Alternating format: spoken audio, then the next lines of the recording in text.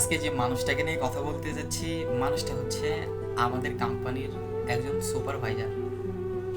আমি যখন মালয়েশিয়াতে প্রথম আসছিলাম, তখন আমি বড় ভাইদের কাছ থেকে শুনছি যে হচ্ছে তামিলরা নাকি একটু হিংস্র টাইপের হয়। তাদের দেখলে আসলে আমি ভয় পাইতাম প্রথমত। কিন্তু এই মানুষটার কাছে আসার পরে, এই কোম্পানিতে আসার পরে, এই মানুষটার এখানে আসার পরে ইনি আমাদের সব কিছু নিজের হাতে দেখিয়ে দিয়েছেন, এমনকি নিজের হাত দিয়ে আমার শিখিয়ে আজকে এই পর্যন্ত নিয়ে আসছেন। আমি যখন এখানে আসছি তখন আমি কিছুই বুঝি না, এমনকি মানুষের সাথে কথা বলতেও বুঝি না, ভাষা জানি না। এই মানুষটা আস্তে আস্তে করে সব কিছু আমাকে শিখিয়েছেন। আসলে আমি তাকে সবসময় বলতাম সুপারভাইজার, কিন্তু তিনি আমাকে বলতো যে সুপারভাইজার কেন বলস, ব্রাদার বলবি। একজন মানুষ একটা ছোট ভাইরে কিভাবে দেখাই দিলে সে বুঝবে, কিভাবে দেখালে আসলে তার মাথার ভিতরে ঢুকবে, এতটুকু জ্ঞান তার ভিতরে ছিল।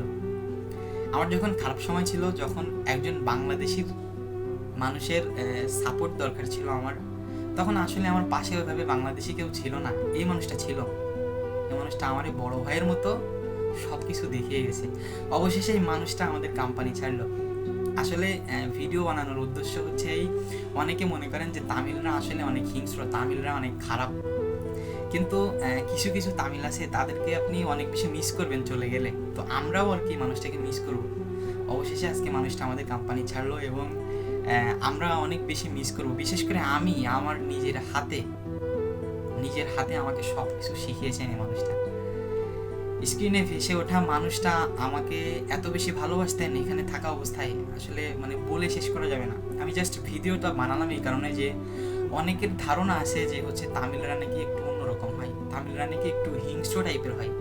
এই মানুষটাকে না দেখলে আপনি বুঝবেন না। এই কোম্পানিতে আমি একমাত্র বাংলাদেশি এবং একমাত্র মুসলিম, আর যারা আছে ইন্দোনেশিয়ান মেয়ে, জাস্ট ছেলেদের ভিতরে আমি একমাত্র মুসলিম। আজ পর্যন্ত কখনো আমার নামাজ পড়া নিয়ে কোনো কথা বলে নাই, বরং আমারই বলতো যে তুই যা, এদিকটা আমি সামলাই নিব, সমস্যা না।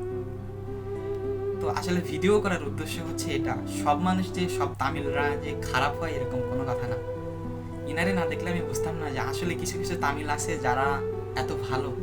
সো দিন শেষে আপনার জন্য দোয়া করি, নতুন জায়গায় যাবেন এবং জীবনে যেইখানে যান না কেন আমার দোয়া সবসময় আপনি পাবেন এবং আমার ভালোবাসা আপনি নেবেন। আপনি আমার জন্য যতটুকু করে গেছেন এটার কৃতজ্ঞ আমি। আসলে আমি এটা কখনোই ভুলবো না। আপনি আমার জন্য যা করছেন এটা আমি কখনোই ভুলবো না।